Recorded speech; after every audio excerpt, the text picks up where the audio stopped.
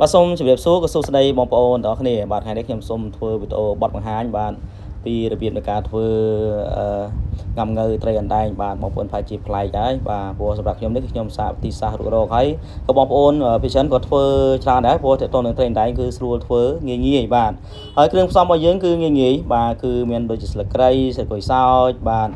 ហើយមានដេញមានអីហ្នឹងឯងបាទអត់ពិបាករកទេព្រោះ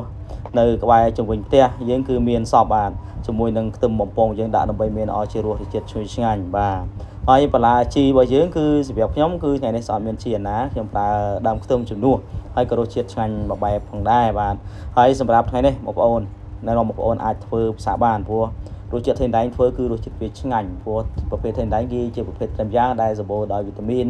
ហើយមានរសជាតិគេថាមានទាំងខ្លាញ់តិចៗគឺយកមកសម្រាប់ធ្វើជាងំងើនេះគឺឆ្ងាញ់មួយបែបបាទយើងសាកភ្លក់រសជាតិថ្មីបងប្អូនយើងបាទអត់មានធំក្លិនទេបាទអញ្ចឹងរបៀបនៃការធ្វើងាយបងប្អូនអាចពិ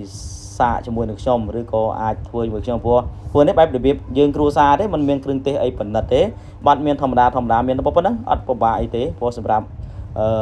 ជាងំងើគឺយើងស្រួលនឹងស្រួលធ្វើមែនតើហើយយើងប្រើគ្រឿងទេសយើងតាមអ្វីដែលយើងមានទៅបាទបើមានកាន់តែចិននេះក៏វាកាន់តែល្អបាទជាដំបូងយើងត្រូវការលាងត្រីឲ្យបានស្អាតបាទដល់មកខ្ញុំត្រូវការចំបាច់ជាមួយអំបិលទុកវាប្រហែលជា2-3នាទីទៅដើម្បីវារឹងសាច់ទីមួយដើម្បីការយកទៅបដោវាឬក៏បំពងវាកុំឲ្យវាជាប់ខ្ទះបាទគឺអានេះគឺជាបច្ចេកទេសសម្រាប់ខ្ញុំបងប្អូនក៏ចេះច្រើនដែរតែខ្ញុំត្រូវការបន្ថែមបាទទៅស្រួលក្នុងការយើងដាក់បំពងឬក៏បដោអញ្ចឹងទៅគឺវាអត់មានគេថាអត់ជាប់ខ្ទះហើយក៏អត់ផ្ទុះខ្លាញ់ផងដែរស្រួលហើយធ្វើឲ្យត្រីសាច់ត្រីវានៅរឹងល្អល្មួតល្អបាទហើយយើងយកមកបំពងនេះគឺយើងធ្វើការចំអិនសាច់ត្រីទៅប្រហែលជាពី70 ទៅ 80% ទេបាទព្រោះយើងធ្វើបែបនេះគឺដើម្បីបំបត្តិឆ្អាបបំបត្តិឆ្អាបត្រីបាទព្រោះយើងរក្សានៅរសត្រីគឺរសជាតិឆ្ងាញ់ដដែលព្រោះយើងធ្វើបែបនេះគឺសភាពនៃការឆ្អិនរបស់វា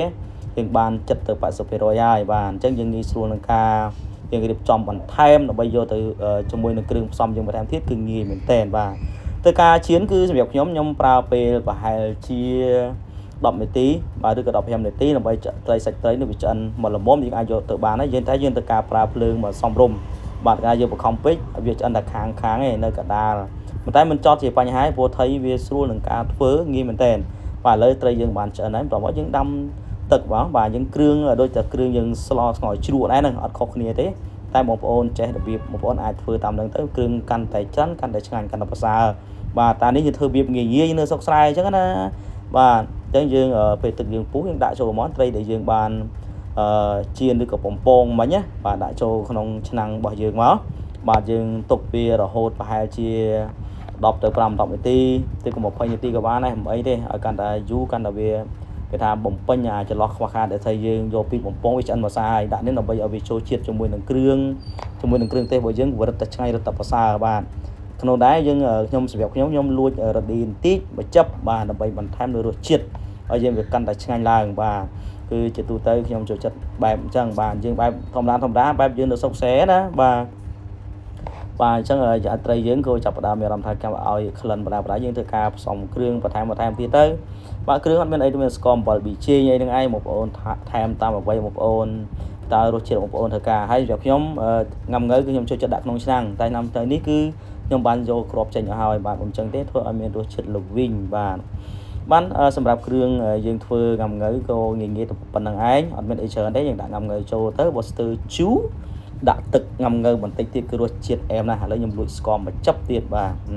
ដាក់តិចទៅមកចុងស្លាបព្រាកាហ្វេបាទឥឡូវចាប់ផ្ដើមឲ្យក្លិនបដាហើយបាទ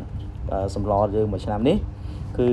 បានរសជាតិមួយឆ្ងាញ់មួយបែបបាទសម្រាប់យើងនៅស្រុកសេប៉ុណ្ណេះបានហើយបាទសម្រាប់មកពេលបាទសម្រាប់ជុំគ្រួសារគេថាម្ហូបឆ្ងាញ់គ្រួសារមានសុភមង្គលបាទគឺយើងចេះតែឆ្នៃទៅដើម្បីបានមកពេលបាទចំណាយតិចយើងក៏ចំណេញច្រើនដែរគ្រាន់បើប៉ុណ្ណេះបាទអញ្ចឹងក៏សូមជូនពរជូនជ័យបងប្អូនអរគ្នាបាទសុខសប្បាយរកការធ្វើដំណើរទៅទីណាក៏ដោយបាទសម្រាប់អាហារប្រភេទថ្ងៃនេះមានតែប៉ុណ្ណេះអរគុណជម្រាបលា